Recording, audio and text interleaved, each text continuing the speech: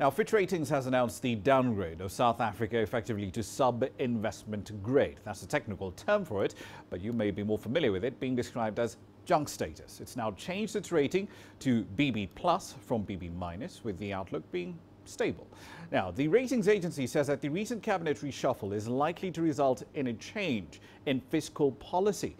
It effectively comes after S&P earlier this week downgraded South Africa, citing political instability and the risks that in turn poses, of course, to public finances. Downgrades to junk from these two agencies could see South Africa drop out of some widely used global bond indices. It could also force international funds, which track them or which are prohibited from holding sub-investment grade securities, to sell.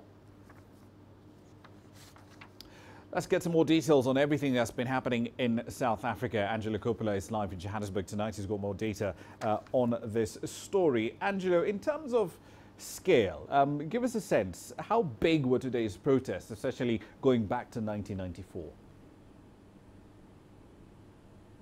Well, it's not really about the size of the protest, but about its breadth. The focal point may have been in Pretoria and the Union buildings, but there were suburban protests, something that hasn't been seen in South Africa before.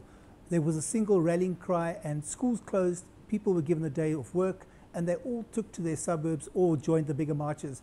There were even crowds gathered outside the Gupta family compound in an upmarket Johannesburg suburb, demanding that the family leave the suburb and, in fact, the country. Johannesburg, though, was always going to be a flashpoint, with the DA and the ANC facing off against each other, although they were separated by a couple of streets.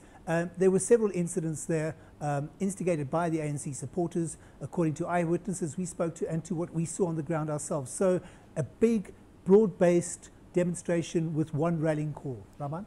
Indeed. The ANC's top leaders have said they will not take part in any efforts to remove Mr. Zuma from office. Of course, that's led to accusations of being entirely tone deaf. But given the breadth of this protest, might they change their mind? Well, Raman, for all intents and purposes, the ANC have closed ranks around their leader. This was made very clear at the post-National Working Committee press conference earlier this week. They also indicated that their MPs would be voting en masse against the no-confidence debate on the 18th of April. So what impact this national or nationwide protest action will have on party leadership remains to be seen. But what's probably occupying ANC leadership minds at the moment is the second ratings downgrade you spoke about. Fitch specifically citing the reshuffle and the talk of radical economic transformation. And also there's that political instability that's now starting to come to the fore. So for now, the president remains ensconced. How safely and for how long does remain to be seen, right? Indeed. Let's take you straight into Fitch, though. About 90% of South Africa's debt is rand denominated, 10% dollar denominated. Now that Fitch has joined S&P in downgrading South Africa, how does that affect the cost of servicing that debt? Well, let's quantify the government debt to start with. It's understood to be in the region of around $208 million or around 2.7 trillion rand.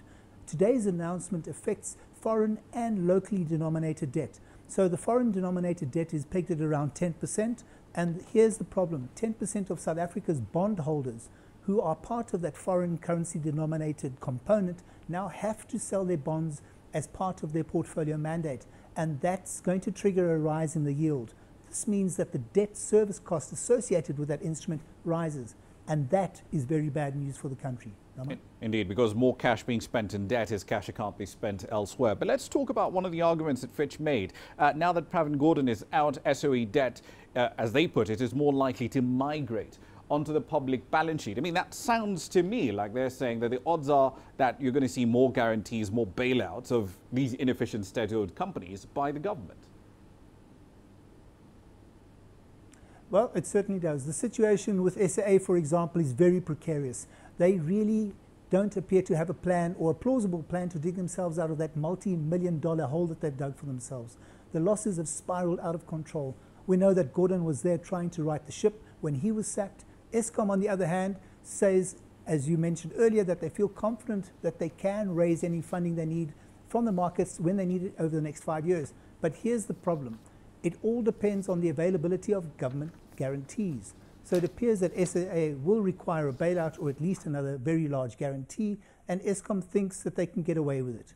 So we're sitting with a bit of an interesting situation that may develop quite soon, Raman. Indeed, we'll have to leave it there for the time being. Thank you for the update. That's Angela Gopal, of course, live in Johannesburg, South Africa.